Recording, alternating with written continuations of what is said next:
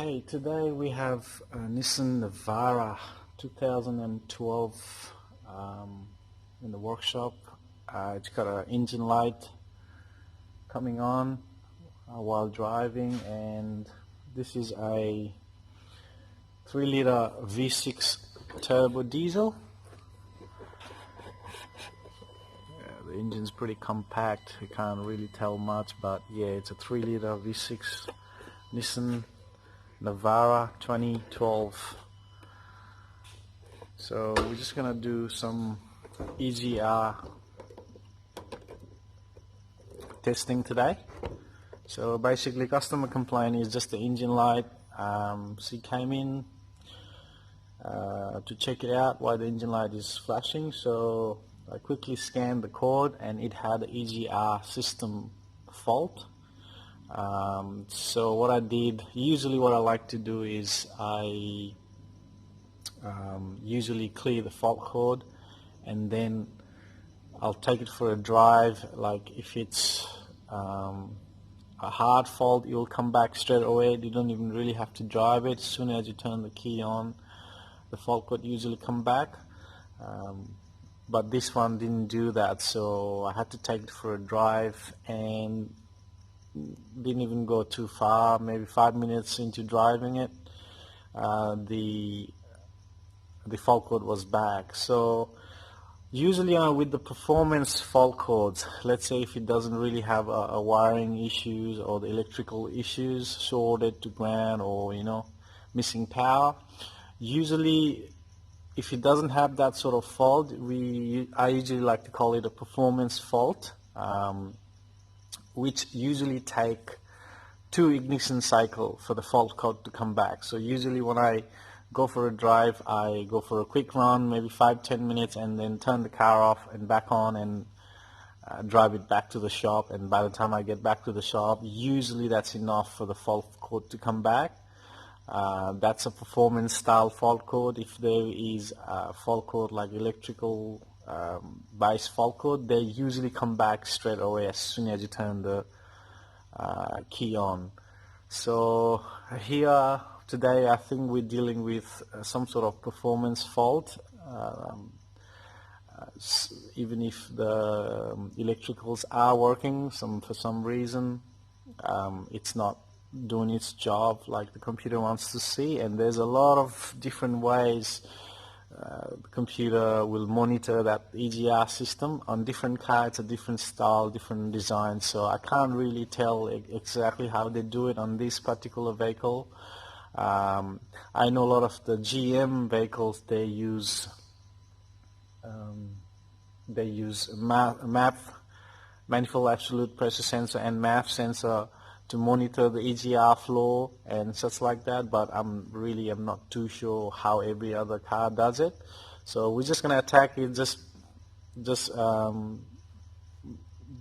a normal, usual EGR system, and we see where we will take us. So I got my scan tool hooked up in the car, so I just finished my driving, so I'm gonna go back to the fault codes quickly. I go back to the car and see if there's a fault codes in the system. Came back, so we are in Australia, so let's just go Australia. We just go Navara, maybe Thailand build. It's a D40, and it's a 2012, so let's try that. So we go diagnostic, we go select the control unit. We'll just go directly into the engine computer, and then we'll just read codes. And there you go, we got a P0488. I'll just zoom into that screen for you guys a little bit so you can see better. Yeah, P0488, it's an EGR system fault. So from here, where do we go next? So I'll probably like to see if I can do some activation tests, see if we can do that. So let's go to active test and see if we got any EGR, and surprisingly this one does not have a EGR activation. Thank you, Nissan. Makes my job even harder. So EGR cooler bypass right here, you see. I don't think that's anything to do with EGR activation. Looks like just for the EGR cooler. Let's just go in there, see what it does. We just select one data and we just go back and see what. Ignition on, engine stop, restart that. I heard some relay clicking under the bonnet, but I don't think that's our EGR.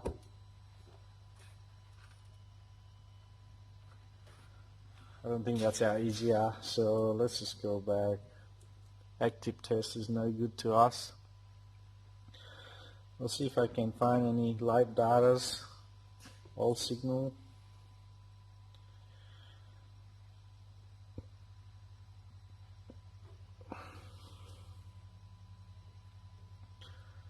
I'll just start the car quickly.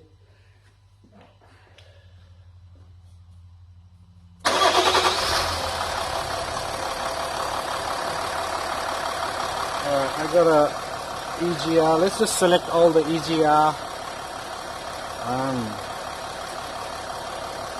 live data. Let's see what else we can see here.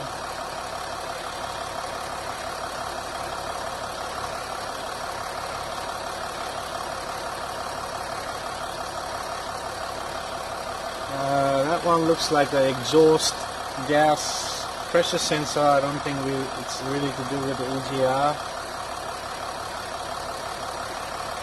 There's your exhaust pressure voltage. I don't really think that's anything necessary. There's the EGR position sensor voltage. Just select that. And yeah, that's all we got. So it says the EGR status is on, so I believe that's working. The computer's trying to activate it. EGR cool bypass, I'm not sure what it is. It says inactive, so we will come back to that if we have to later, so we're not going to worry about that. And EGR position voltage, and it's staying at 3.75, so I'll just give it a quick rev up and down and we'll see if that position changes with the rev.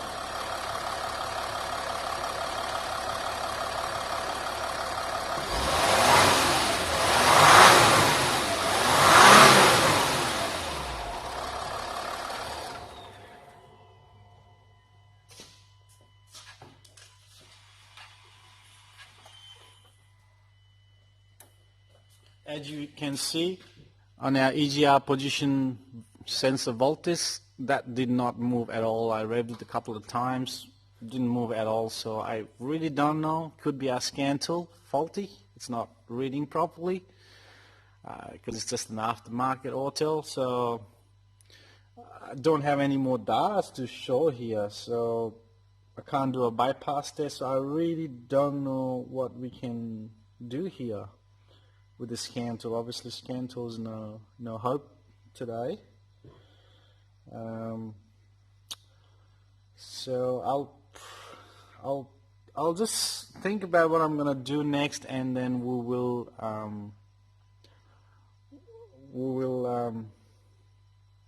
do some more testing. I'll get you back on the video very soon. Thank you.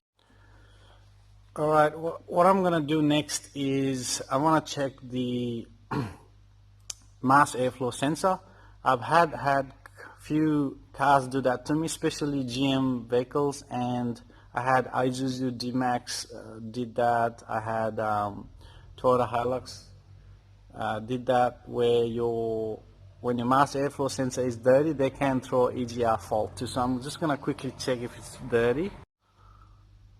Alright, I'm just going to get this air box out and have a look, because this mass airflow sensor is built into that air box.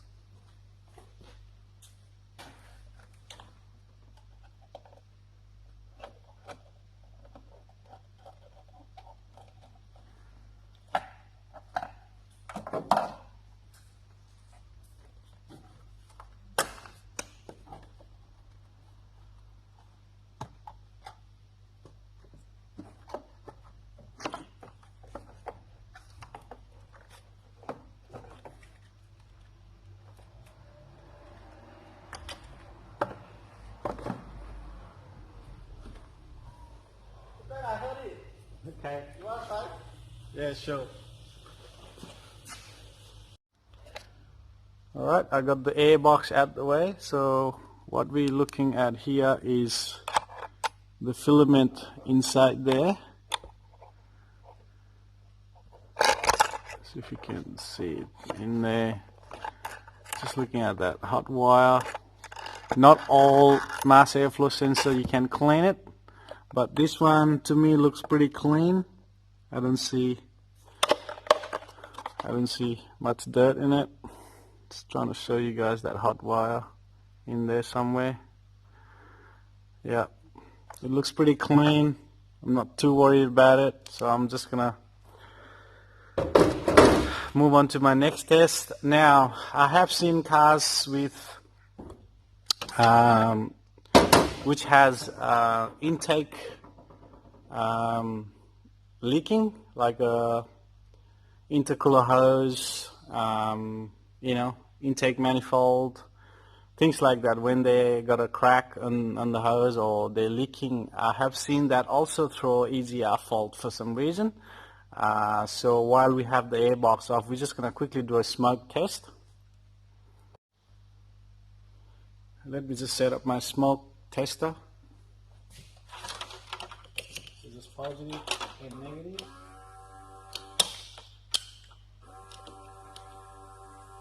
It'll turn the machine on.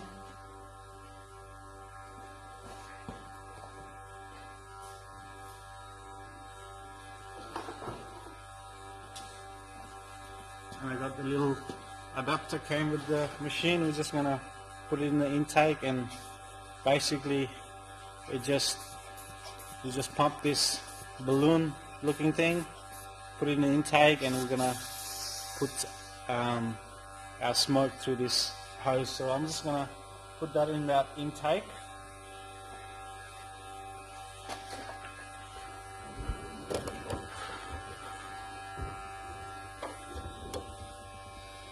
Put that in that intake just like that, and we're just gonna blow this, so it will be sealed in that intake hose. And then we just let that machine heat up a bit.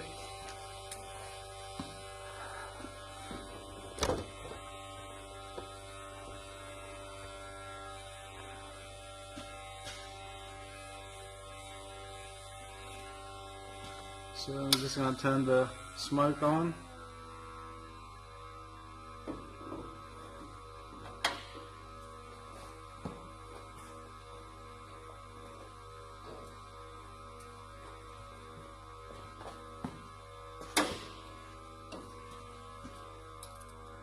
So now we got the smoke coming out of it.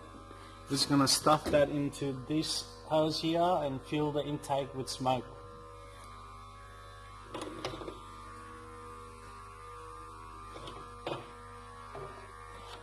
Just put this aside for a second. And we just wait to see if anything leaks intercooler hose or, you know, anywhere near the intake manifold, turbo. We'll just wait for it to fill it up with smoke, and we'll go from there. Alright guys, I can see some smoke coming out of this area here. I don't know if you can see it, but you can see the smoke pouring up from under there. And I had a quick look underneath. It's your intercooler. Intercooler's got a little split on it, little hole on it. So that's what it's coming out of the front of the car, just behind the grill here, from the intercooler for the turbo.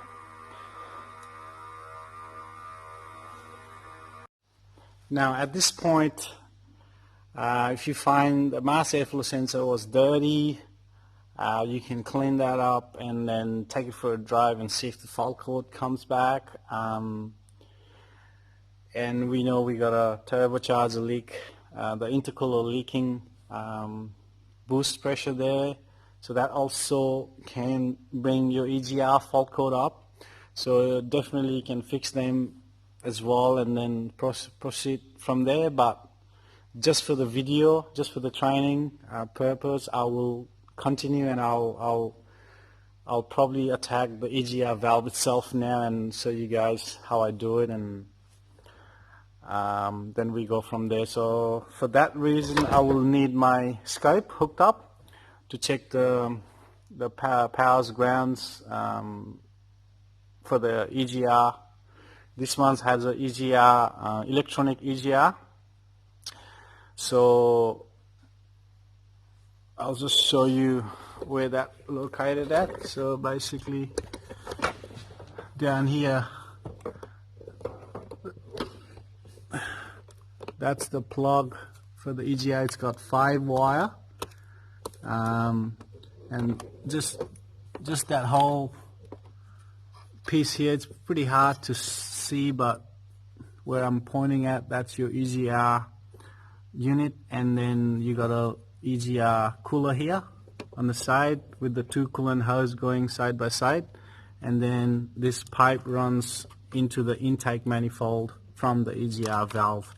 So basically it's in a tight spot, but it's quite a basic design.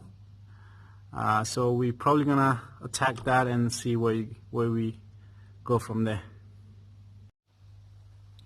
Okay, before we get into testing EGR, I just wanna take everyone to the basics, basics of how the EGR system works, especially the electronic ones these days. So basically, there's 2 different types I've seen most common, how they do EGR operation in car. So I'm just gonna show you the first type.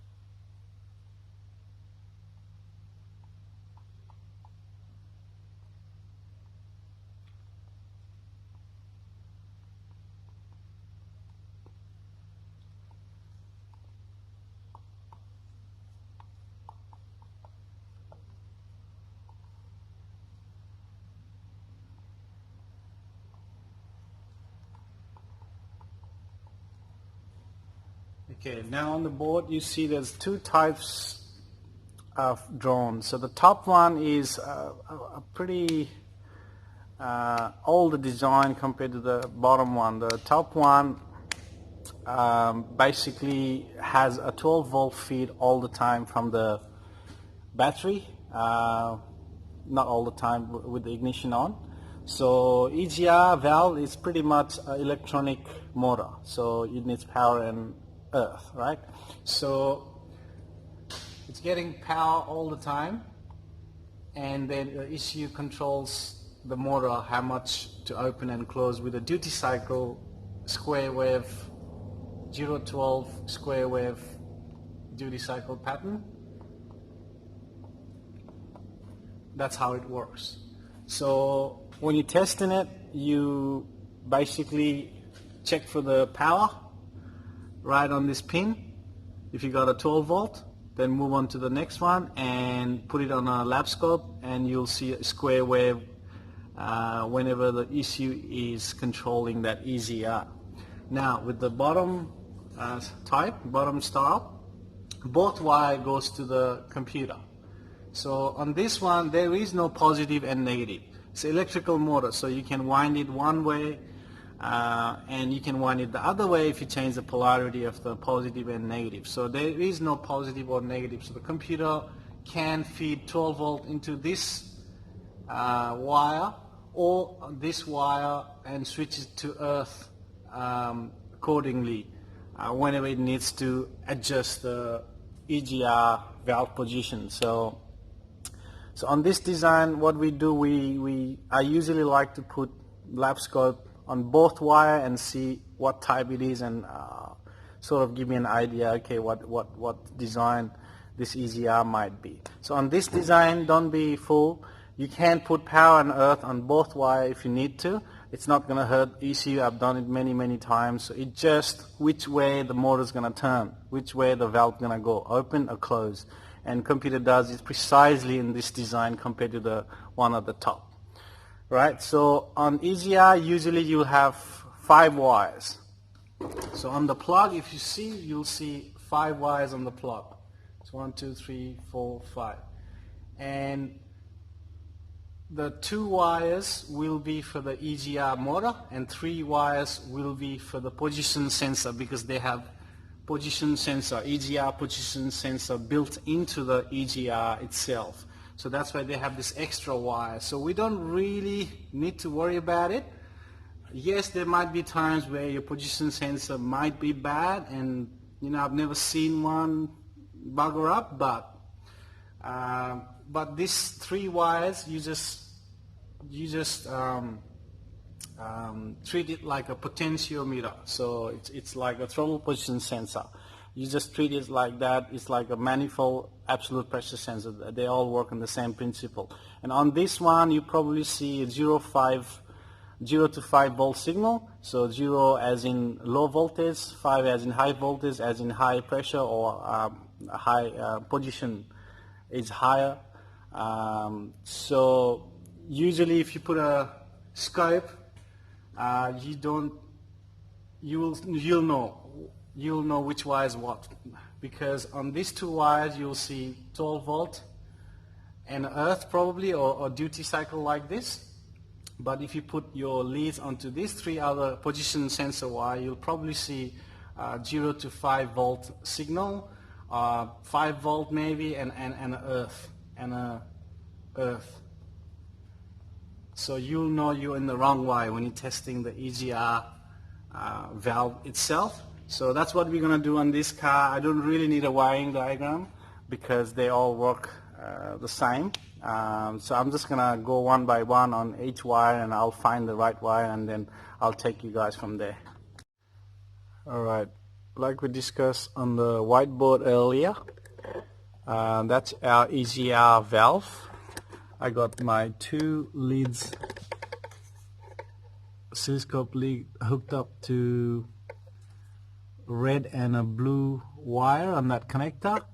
The bottom 3 wire here is your pressure sensor, the position sensor wire, and the back 2 red and the blue wire is your EGR valve control wires. So I got 2 channel hooked up, and we're gonna see what's the signal, what's the output coming out of the ECU. So I'll get you back on the screen in a second. Alright guys, we got our signal. So the green trace is going from 0 to 12 volt square wave duty cycle. The red channel is staying as at 0. This is acting as earth at the moment. So this is acting as a power for the EGR valve. So, but if you wait and watch, they can switch like just there. You can see it can switch into power and earth interchangeable. So according to where they want the position of the valve, computer can switch both wires, power or earth, whenever it needs to do it. So this is the design we're talking about on the board. This one doesn't have a permanent power. So looking at the signal, we can tell this computer is doing what it's supposed to do, like you just saw there. It went from 0 to 12 volt on the other wire. Computer is controlling the EGR, it's doing its job, so there's nothing wrong with the wiring or the computer. So we're going to move on to the next test. Alright, for this next test I will need some jumper leads.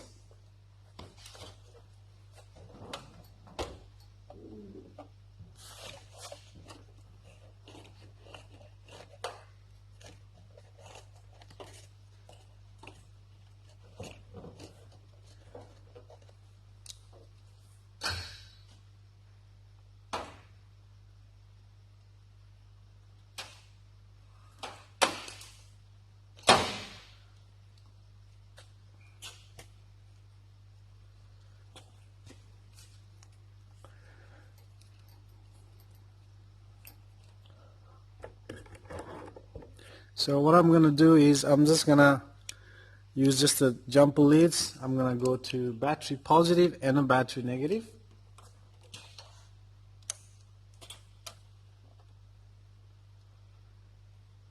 And then I'm gonna put power and earth on that EGR valve manually.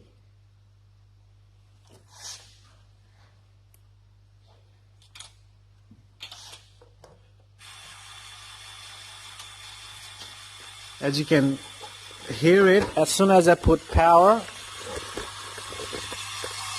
onto this wire, you can hear that EGR valve is working. So what that suggests is the motor is still functioning. And what I like to do is I want to check the floor, the EGR floor. So what I like to do is start the car and put power and manually energize the EGR valve.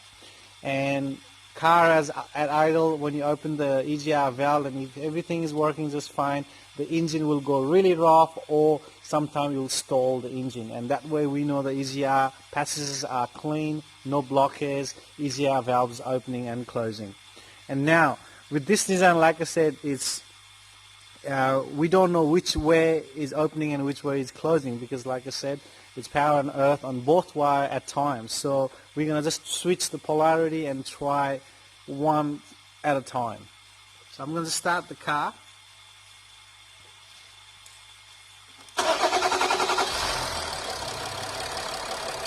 I'm just going to start the car and I'm going to try to switch the polarity, because right now, even if the valve is open, we don't know if it's working. We don't know which way the valve is right now. Is it closed position, open? We don't know. Well, what I'm going to do is, it's not stalling the engine, it's not going rough, so I'm going to change the polarity and see if that makes any difference. So I'm just going to change this battery terminals, the negative and the positive. Just switch my jumper wire, and now the valve should open or close. We didn't know because the last test didn't do nothing. So even after I change the polarity, I can still see the engine is running just fine, no roughness, no stalling. So that means either there's a blockage or either the valve is not opening physically. So I'll take it to the next step. Alright, for the next check we're gonna do, I had to pull this EGR pipe just on the top of the engine, just a little 10mm bolts, 4 bolts, pretty simple, pretty easy to get to. Not all engine will have access like that, so sometimes you have to be sometimes we have to be 100% before we go in there, because we don't want to spend heaps of time pulling things apart just to find out we were wrong. So that's why we do all these tests before we actually get to it, and this one was easy enough so I can go in there and then we can physically see what's going on. So I'll just put this aside and I'll show you what I've just done on that engine. So basically right here you can see, just get me a flashlight. Right here you can see the EGR pipe that goes from that EGR cooler. It's a bit tough to see.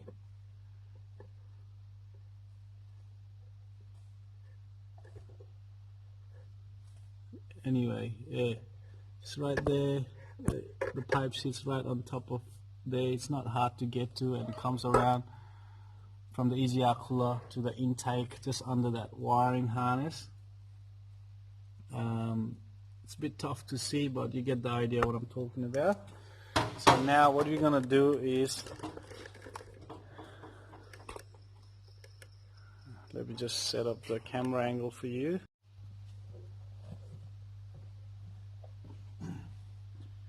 Okay, once you get that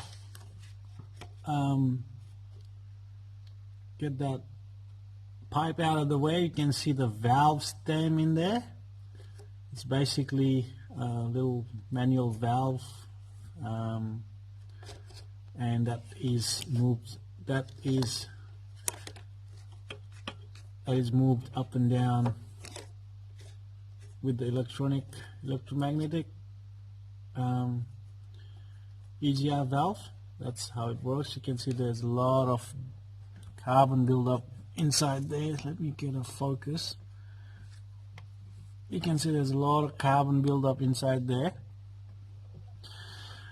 But what I'm going to do now is put power and earth on that EGR valve manually from the battery. The car is off. Obviously you shouldn't do this with the car running because I got the intake exposed, having that pipe out of the way. So engine's off, keys off. I'm just going to put power and earth on that wire and we'll see if that valve moves.